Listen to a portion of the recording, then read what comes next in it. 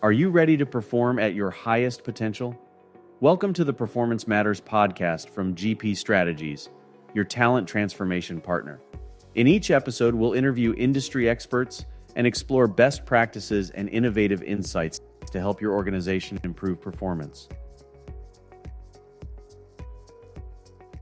I'm curious about this from an experience perspective here.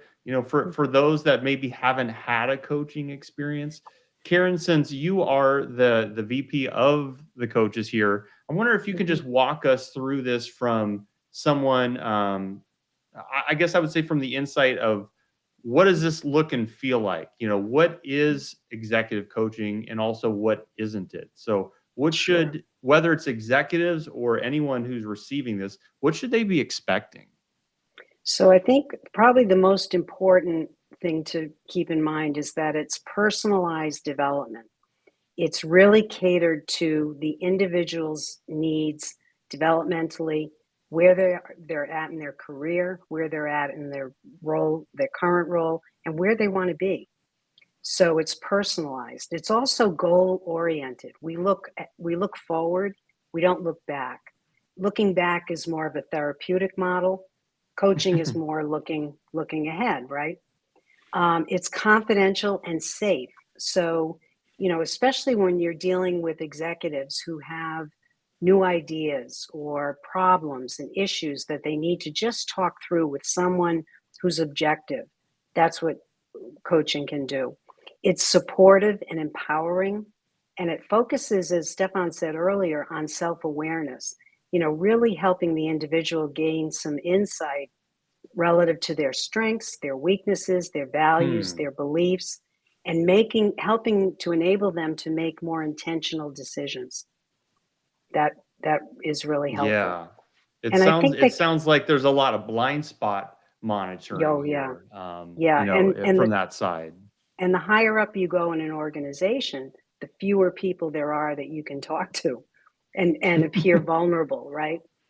Another benefit is enhanced leadership skills, really sharpening the saw, expanded perspective, increased confidence and resilience, and both of which Hmm. contribute to executive presence, which is really on the top of many of our clients' lists, and improved interpersonal relationships and work-life balance. Those are some others. What it's not therapy. Although I have to say, clients will also often tell us, you feel like a therapist. And it's because of the close, intimate nature of the relationship. It can feel that Right.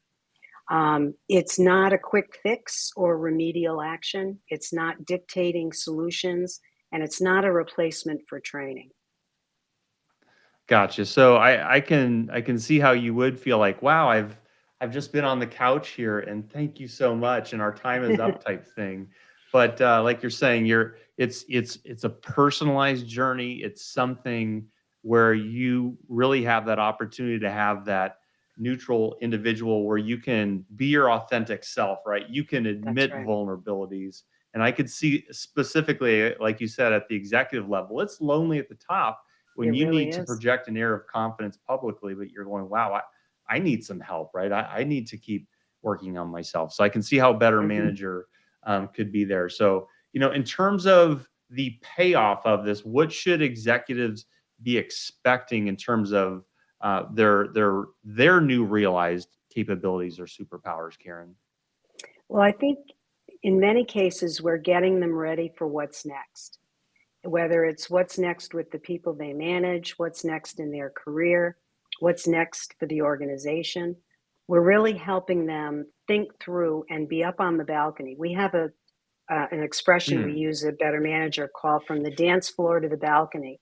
When you're on the dance floor, you're in the doing, right? Your perspective is limited. You can only see a little bit around you. When you step back and go up to the balcony, you have a different perspective. You can see around corners, you can see over the horizon, and you can really identify what's working well and what's not.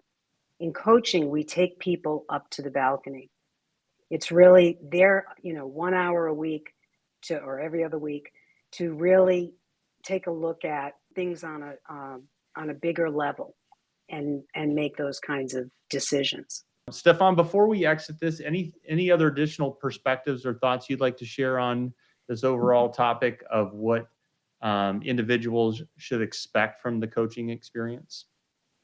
I have the great fortune of receiving the feedback of all the clients that kind of their exit interview when they finish the programs, and that's what gets me going in the morning. And what I read is,